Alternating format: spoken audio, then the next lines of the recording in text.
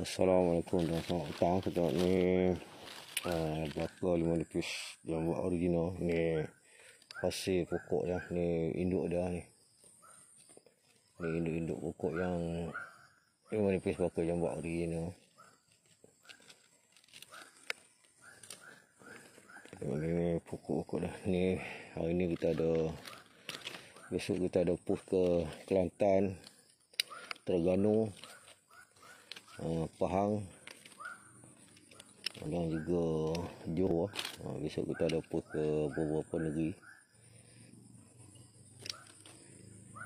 Hasil dia ni pokok 5 nipis. Ni saiz lah, saiz pokok-pokok yang kita jual. Saiz pokok yang kita jual. Berminat boleh PM kita untuk dapat yang original. Sekarang ni ada juga yang duk mempetikaikan. Tak tahu kenapa. Saya buat ni dah hampir 18 tahun saya buat ni. Ni yang ketiga kali saya tanam. Ni bukti ni bukti buah ni.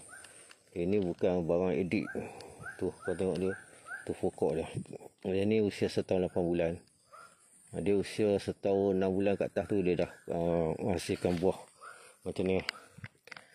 Dia usia 2 tahun baru matang betul. 2 tahun lagi banyaklah buah.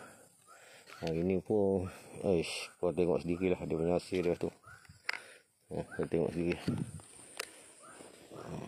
Ni yang ni semua usia 4 tahun lebih ni, tak ada cakap lah. Ini semua dah buah banyak. Kita cerita usia yang ni. Ni untuk kita proses untuk besok. Untuk proses besok. Kita tengok. Ni dah ada bunga lagi di atas ni. Tengok. Ni banyak peringkat.